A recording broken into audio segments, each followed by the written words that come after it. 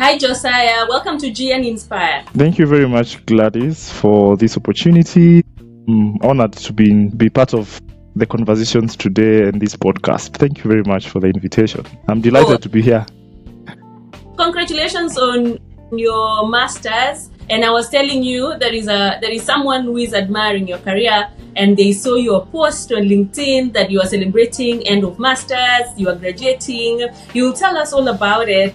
But first of all, congratulations. Tell us about your master's program. What are you doing? Thank you very much, and thanks for that acknowledgement. And you can imagine how amazing it is when you share your story and perhaps someone is inspired, and actually that's the reason why we are here anyway, because someone saw it admirable to share. I was doing a master's in mathematical sciences, but specializing in artificial intelligence for science, so AI for science, in an institute in South Africa called African Institute for Mathematical Sciences, and I was affiliated with Stellenboschuniversity.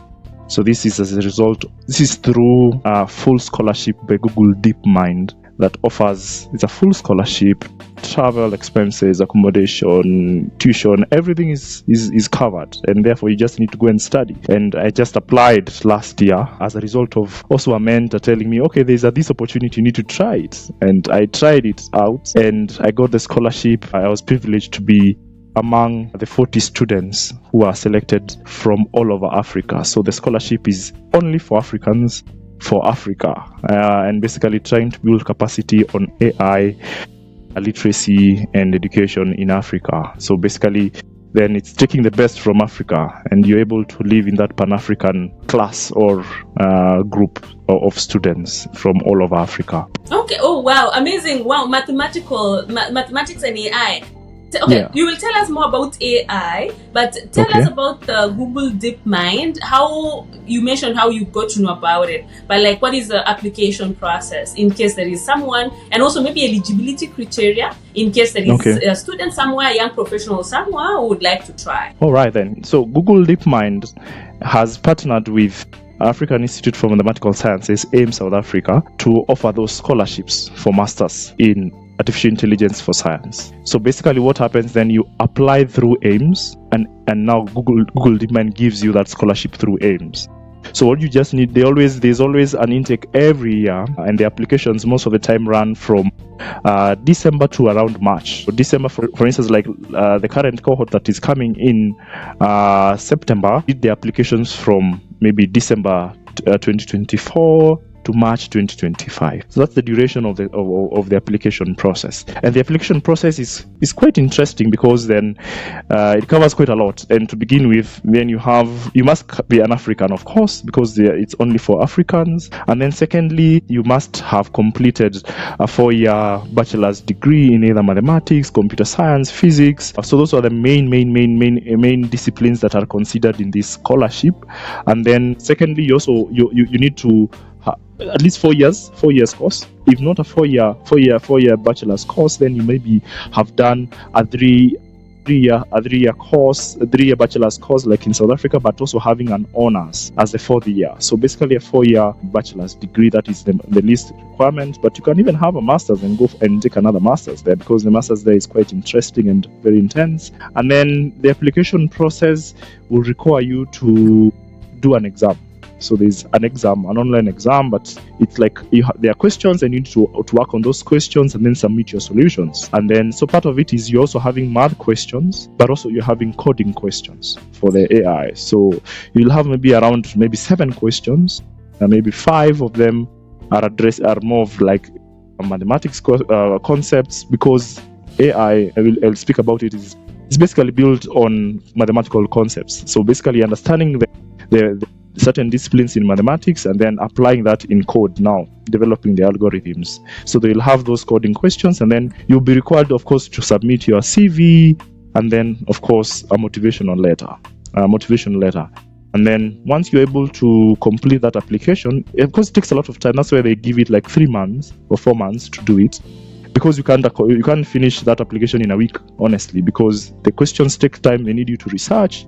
Some are very difficult, of course. Some even don't have answers. They're open questions in mathematics or AI. It takes a lot of time for you to actually do the research. And then once you're shortlisted, then you're invited for an interview. So a virtual interview where you then will be asked of the questions that you submitted, the different components of the questions, the topics, to just gauge your understanding. And of course, in the age of AI and large language models, then they'll need you to confirm actually what you submitted, you are the one who did it or not.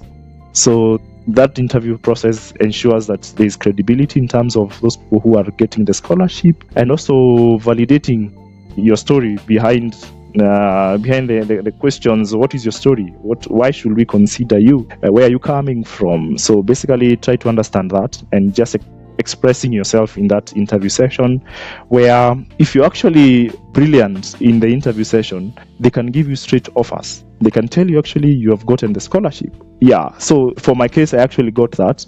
During the interview, as we came to the end of the interview, they actually confirmed, they gave me the offer.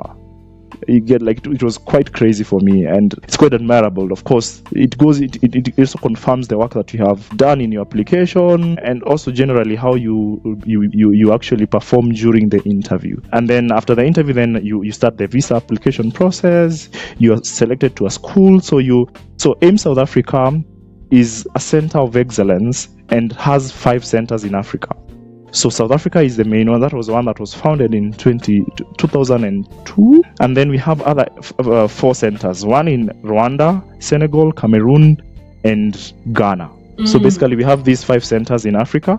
And specifically for South Africa then, it was founded by 3 local universities. University of Cape Town, UCT, and then Stellenbosch University and the University of the Western Cape. So those are the 3 local universities that you will be registered with, because AIMS itself AIMS does not have the right to offer degrees or confer degrees. Then it is actually supported by these founding universities. So basically then you'll be selected to one of these 3 universities, and then now you start the application process in their portal in terms of just getting registered as a student, and then you start you take care of your visa application fees, and then the rest is for them to take care of how you will get there, your travel expenses, your upkeep, your accommodation, and basically, yeah, that's it. You just your work there is to study, and AIMS is a very unique opportunity because then you live together. Maybe I can explain that later, but the lecturers and the students cohabit together, so they live in the same building. So where you are having your lectures, where you are having your food or meals, it's in one building. Where you are sleeping is one building. So everything is one. Yes. What? So okay, that is. You have 24. I'm trying to picture. Yes. Wait, and how big is the space? Is this at the uni or at AIMS? It is at AIMS now, not at the uni. Yeah. So think about more of like a research institute for the university somewhere, or a campus. Okay. Yeah. So basically, it's a building. It's a big building. Of course, it's not one building. It's quite a number of buildings, but in one space, where you have access to your lecturers 24/7. And specifically for AIM South Africa, where I went to, we call it a monastery of mathematics, or a mathematics hotel. Wow. Because it's next to the beach. It must be super nerdy. Yeah, it's next to the beach. Very, very, very, very, very crazy, because they take the best from the continent, and you realize how brilliant people are. You may think you're the best from your country or university until you go there and realize, oh, okay, there are even smarter people around, and it's quite an interesting environment to be. It's also very intense. Let me say that. It's good to say that, because then the amount of coursework we do is quite a lot, but also the expectation and the level of performance required is quite high. So basically, that's why the recruitment process is very rigorous, to ensure that whoever is getting that opportunity has the required ability and skills to actually cope with that environment. And we are receiving lecturers from all over the world. Our lecturers are not from South Africa. They are all over the world. So they take the best in their field, and that's the people who come. Also, AIMS is also funded and by University of Oxford, Cambridge, Imperial College London, and other universities, Paris-Sous in France. So there are a lot of universities, people coming from industry as well. So I had an opportunity to be taught certain courses by people from industry, from Google DeepMind, from Microsoft. So there are a lot of people and from different labs all over the world coming to AIMS and spending time with the students and just investing in their knowledge. It's quite you get the best of the best. I've not heard of another program very exhaustive in AI as such in South Africa. It's quite admirable, and the level of performance is quite amazing. And I've said a lot of things, but in a nutshell, then you will be required to apply through AIMS and then get the scholarship, and then Google DeepMind will offer that scholarship through AIMS for you to study, and then you'll be awarded the degree by the universities that you're registered in. So for me, I'm awarded my degree by Stellenbosch University. Okay. Yep. And what are some of the thank you for explaining. Okay. What are some of the exit opportunities when you are done with the program?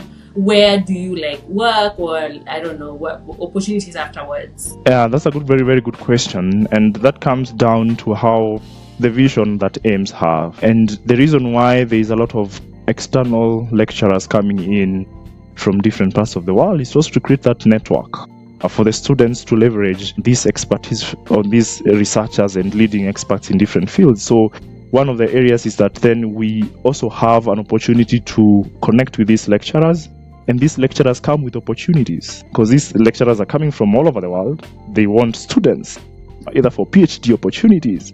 So one main opportunity will be that then you'll want to consider certain area of research or certain topic in AI that has interested you. Then you can go on to do a PhD with that lecturer because they are open, and they're also able to offer you opportunities also in other departments if you're interested. And then secondly, part of our engagement is that, or part of the studies is that you're required to also do a project, a thesis. And the research component then is also as a result of these lecturers. So these lecturers come with different topics, and people will be submitting topics to AIMS for students to choose. So when you go to AIMS, you're not looking for projects, you're not looking for topics. The topics are there, the supervisors are there. So actually, most of the time you realize the projects are more than the students, because a lot of lecturers and a lot of industries are bringing their projects to AIMS for the students to consider. So you'll choose either a project tied to a certain professor, or a certain professor in industry, or a certain industry actually, or organization. So there's an opportunity for you to work with a certain professor during your research, and that also can either materialize to a PhD or materialize to an internship, for instance, even in industry. So we have partnerships with industry and academia. So you can either go for academia or industry. And even part of, for myself, I did a project on AI in climate, and it was through a supervision by a certain firm called Ishango AI, and that is the firm that is an industrial firm. It's not in academia, but you have an opportunity to actually have an industrial feel of how projects are done. And then so basically you also have opportunities in terms of after you're done, either through PhDs or through internships and job offers. So also people get job offers during the course of our study. So to be honest, and we also have a lot of access to conferences. So we also have an opportunity to go and present our work in different conferences, and it is supported by AIMS, which is quite admirable. So different students will go to different places and do the presentation of their work they have done so far. And specifically for this year, I'm also honored to have been accepted for the Deep Learning in Durban, which is a machine learning conference in Africa, happening currently this year, will happen in Rwanda. So, and I'm supported by AIMS in that essence, and you're meeting world-renowned experts, and you can also share your research with them, and perhaps they will get opportunities. So there are a lot of opportunities, but these opportunities are not just they're not given to you just like that. You have to go for them. You have to be proactive. which is something I also advise all students to try, that you have to be proactive. You have to forget about your stress, about how your model is not converging, and go and talk to that lecturer, go and talk to that professor, and actually share your research interest with them. Perhaps they'll have an opportunity that perhaps if you didn't say, they wouldn't give you.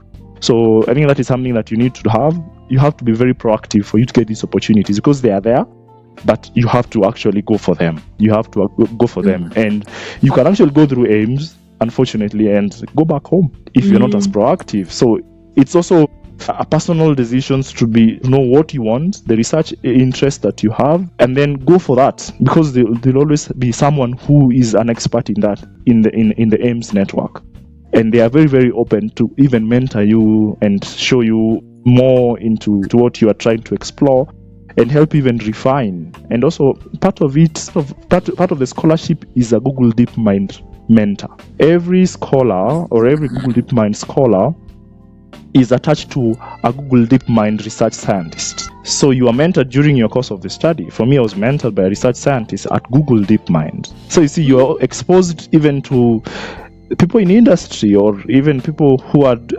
actually ahead of you in terms of the career. So you're actually able to point and see, okay, this is what I've done. These are the areas of applications that I can actually work in or even contribute to. So you already have someone you can look up to in that aspect of mentorship. So I think it's a very well structured, and the opportunities are there, but you have to go for them and take advantage of them. You have to take advantage of them.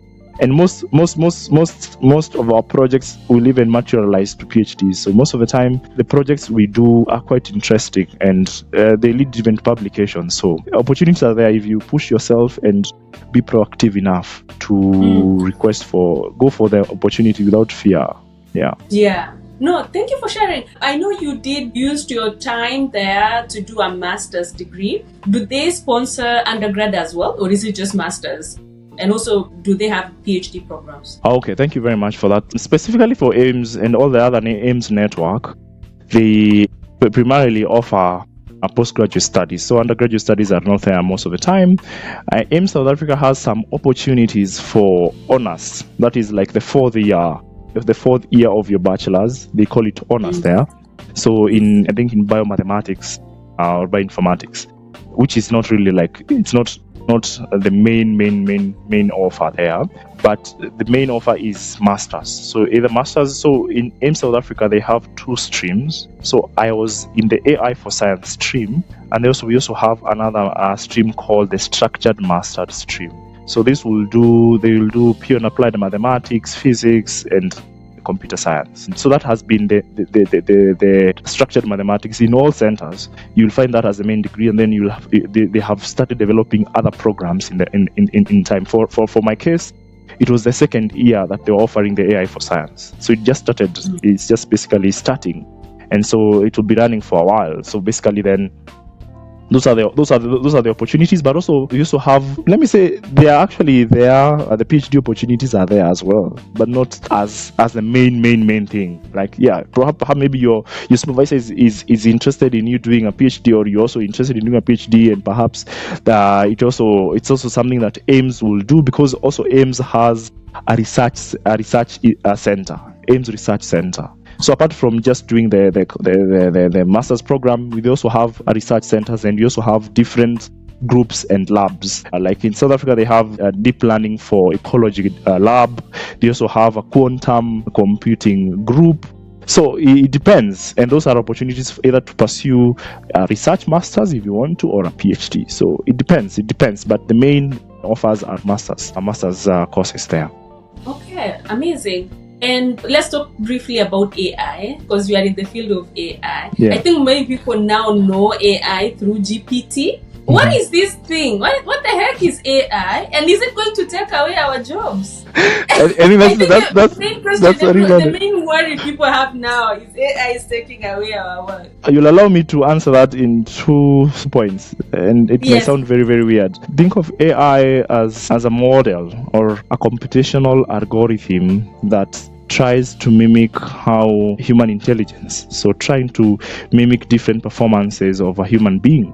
So is it in terms of comprehension, generation of images, generation of text, it's inspired by the human brain or the human intelligence, and it's based off on training in a lot of data. So we have a lot of data in the internet. We try and expose our model to that data and try to see if it can learn, in quotes, the patterns that are essential in either maybe writing or generating images, text, videos. So basically, it's an algorithm that is trained on huge amount of data and then tries to learn the patterns in that data to see if it can generalize to different circumstances or different tasks. And then when you mention if AI is going to take away our jobs, I don't think AI is going to take your job if your job does not require you to be intelligent. That's a joke. Okay, don't take this serious. Anyway, but being roasted. I was trying to use the same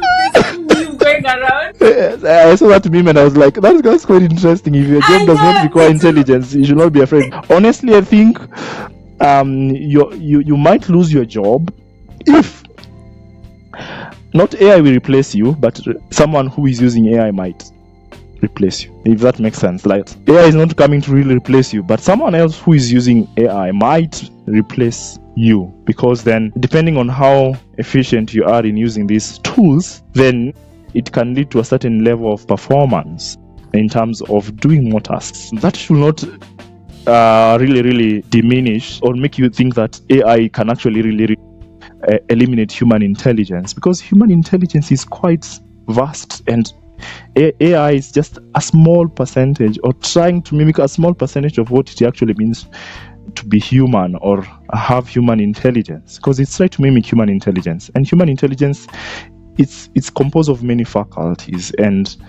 AI currently is not able to generalize to that level of a human being. And I don't think, this is my biased opinion, I don't think it can actually reach to where human intelligence is, because it's basically a tool of a human creation. As long as you're a tool of a human creation, I don't think you will supersede human. And even if you supersede humans in terms of a certain area, or a certain, maybe in terms of processing information or data, I don't think you can really outdo human intelligence in terms of maybe how we relate with each other, socialization, because that is also part of our intelligence. How we perceive the environment, or where we are, how we socialize with people, is also part of intelligence.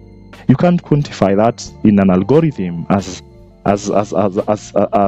an objective function to meet or to train your model. That if what happens in AI models is to determine how do you measure learning. So how do you measure learning in terms of how I interact with you, how I tell you, how I know the right words to tell you when you're mourning, or when you have not spoken to me? How do I quantify that mathematically? It becomes very difficult. And human intelligence is quite vast, and something that we also need to think about is how we can approach AI from a human-centered tool. It's just a tool.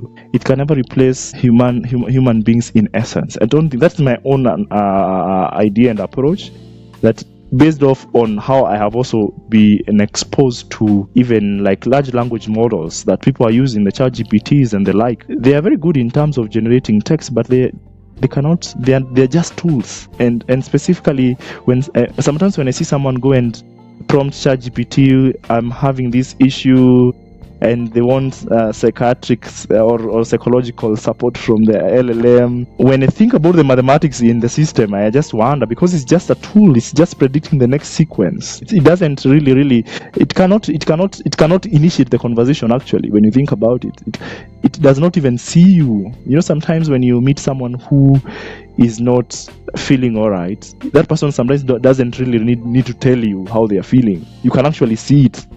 It's like it's an intelligence we are born with, or we have exercised over time to know the right words to say to someone, or initiate a conversation, or even comfort someone, to be there for someone, or just to listen. There are things that I don't think we can really comprehend. And one example that I always give people when you're thinking about intelligence is, go and ask today ChatGPT, what are the nutritional benefits of a banana or your favorite fruit? It will give you that, because it has that data.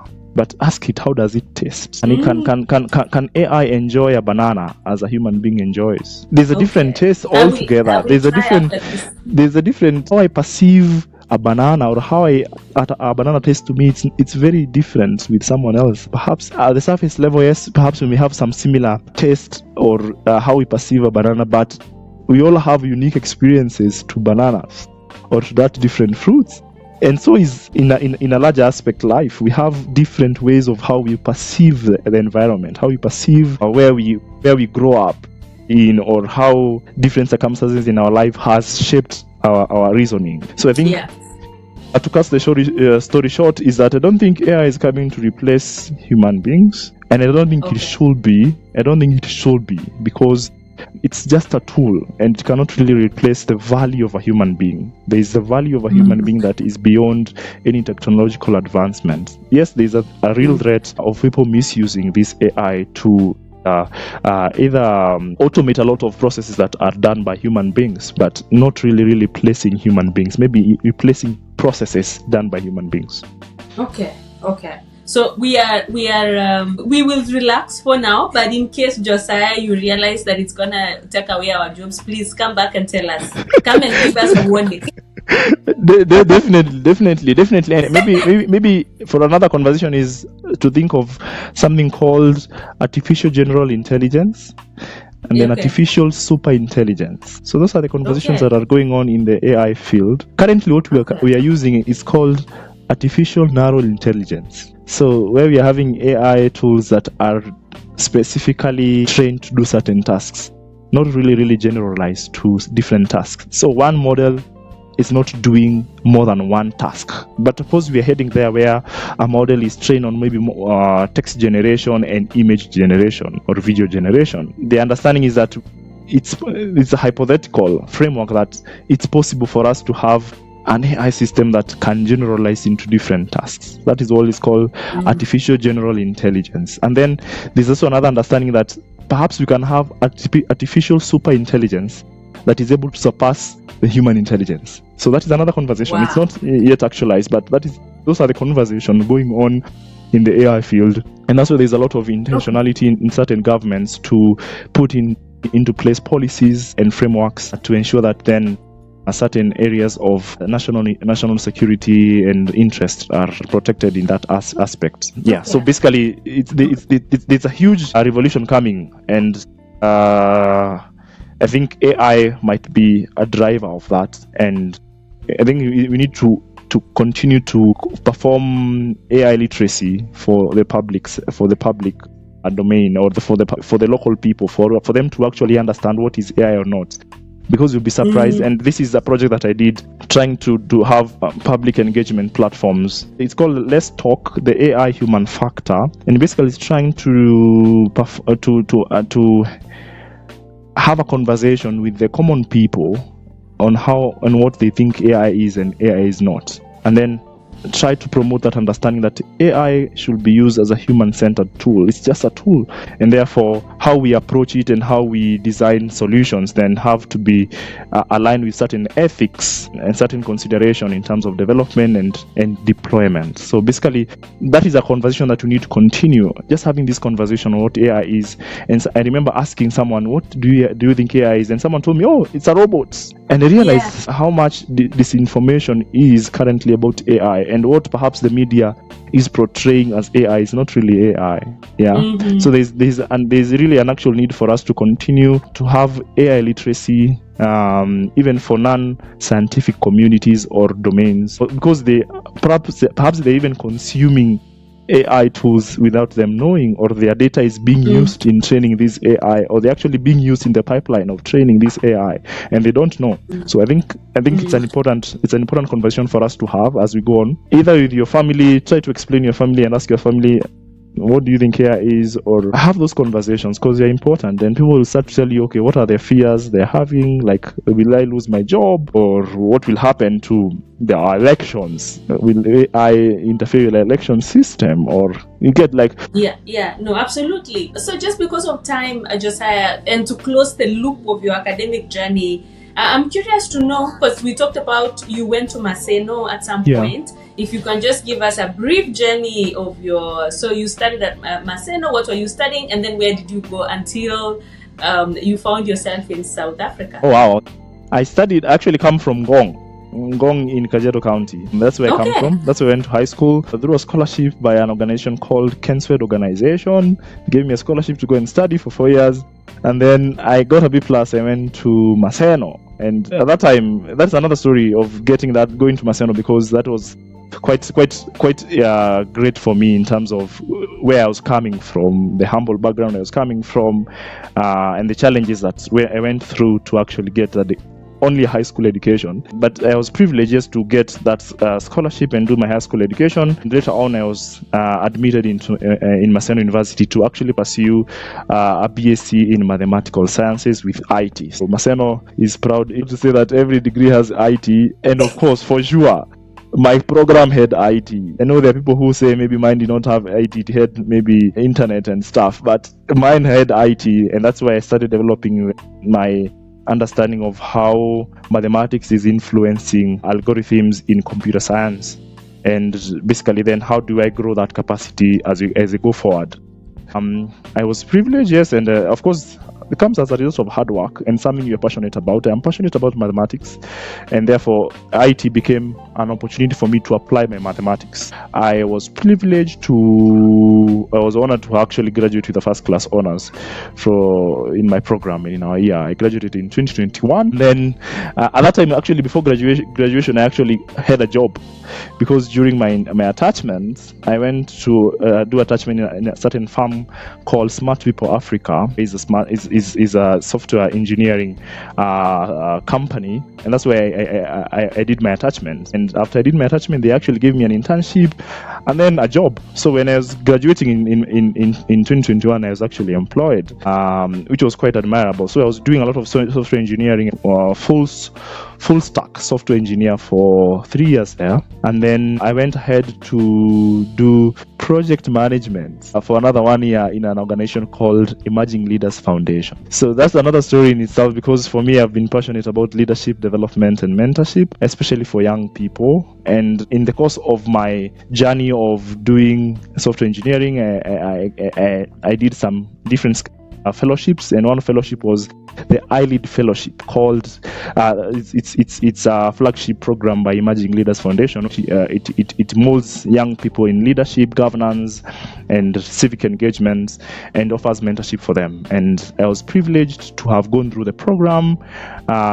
building my capacity as a leader, because I think it's important for us to also build the capacity of young people in leadership, because it's quite informative and transformative in that sense. And then that's when I was able to get into the organization and actually help run the fellowship itself, because during the fellowship I was a leader in the fellowship during our cohorts, and then I got an opportunity to work with Emerging Leaders Foundation to run the fellowship and also run other projects on the side. So I have been working as a software engineer, but also I've had experience in terms of project management and working in the civil service space, which for me has been a motivation and something that I'm passionate about. So passionate about civic engagement and leadership, of course, artificial intelligence, and then, of course, I have a newfound interest in climate. So how can we use AI in solving actual challenges we are facing as a country and as a continent as a result of climate change? Yeah. So that has been my journey, and I applied. Last year is when I was working in Emerging Leaders Foundation Africa, and that's when I got the opportunity to go to South Africa and do my studies there. Coming back, and seeing how things run, and trying to shape the future I want, or the change I want, not waiting for someone else to change it for me. I think we need also to have that discussion that we are the change we have been waiting for. We need to be more of innovators and have a solution-driven mindset in the spaces that we find ourselves in. And of course, not forgetting where we come from, our communities, because they're important. And not everyone will have the opportunity to access the level of education you have. So that means you have a responsibility as well to ensure the education you have benefits your local people and benefits Africa at large. Yeah. Absolutely. Oh, my congratulations on the journey you've traveled so far. I know you have a long stretch of career, maybe more education. I'm not sure. So we wish you all the best on that. But in closing, if you reflect back to the journey you've traveled, and I think you were already sharing some lessons before we recorded, if you can just share two or three lessons that you would want to pass on if you're speaking to students at Maseno right now, or young professionals, they just like graduated and they're in their first jobs. Just top 3 lessons you've learned so far, career and life lessons. I think I have 3, as you've said, 3 points that I want every young person to think about. And first of all is to be proactive. Okay. You need to be proactive and get out of your comfort zone. Try to get yourself a mentor who will challenge what you think and expose you to something perhaps you have never seen. Because once you're exposed, then you can be able to dream even bigger. If you're only exposed to your village, then your dream will be as big as the village. But when you're exposed to an international setting, then you'll be able to dream even more, because we have that ability to even do more. Secondly, I think it's service. For me, I'm a big proponent of service. We are really meant for each other, and we are not living our lives for ourselves. We're also living our lives for our community. So wherever you are, you can drive the change that you wish existed. So be of service to your community. Volunteer to even start mentoring those in high school. As you're getting mentored, also mentor other people. We need to carry on the fire and continue inspiring and paying it forward. Because once you get this information, it's not only for yourself, it's for your community. So go back. Always remember to go back to your community, to your high schools. I don't know if any one of us remembers to go to our high schools, even to mentor the students there. It's equally important. And then lastly, I think, which for me drives you and will be a big factor, is resilience. Life will not be simple, will not be easy, and will be faced by different challenges. But it is those people who persevere and put in the effort and show up every day, even when they don't want to, that actually get things done. And part of my story and part of my challenges is that I lost my mother when I started my scholarship. And it was one of the most difficult things that I had faced, and had all the reasons to give up. If it is depression, if it is mental health, if it is doubting why you're even doing or you are doing this life, I experienced that. I had all the reasons perhaps to quit, but I decided to push on and to show up, even when I am broken or when I feel I don't want to, just to show up every day and taking every day at a time. And finally, I made it. Of course, through therapy, through starting running and stuff. And of course, for me, I'm a firm believer of God. Church and faith has been a driver of my success as well.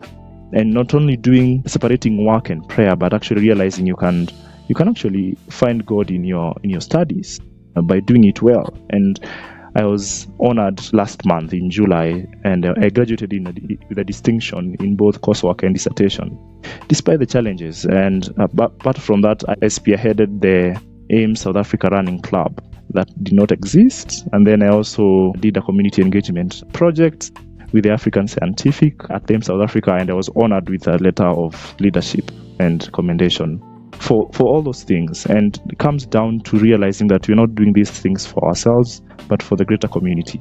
So serve wherever you are, do something. You can always do something. You can always inspire. You can always serve, and you need to persevere. And whatever you do, whatever good you do, it'll always come back to you. So don't be afraid to help out. People, the world or the universe or God has a way of repaying you in a very big and awesome way, as long as we are committed to excellence, and we are people of integrity, and we don't become sellouts when we're given opportunities. We realize that it is meant for other people. Yeah, so I think those are my main points. Be proactive in seeking opportunities. Secondly, be of service to your community where you are. And then thirdly, you have to be resilient. It will not be hard, it will not be easy, but you are equal and up to the task if you continue believing in the beauty of your dreams. Thank you very much. Oh my, Amazing. I will not even add anything on top of that. And sorry to hear about your mom. And your resilience is definitely commendable. Yeah. So we wish you all the best. Thank you for creating time to inspire us. We will pause here, and then we'll look for you another time to chat more about leadership and AI, maybe. Yeah, sure. I'll be glad to have a conversation about that later. Yep. Great. Thank you. Thank you very much, Gladys, for that. Bye-bye. All right.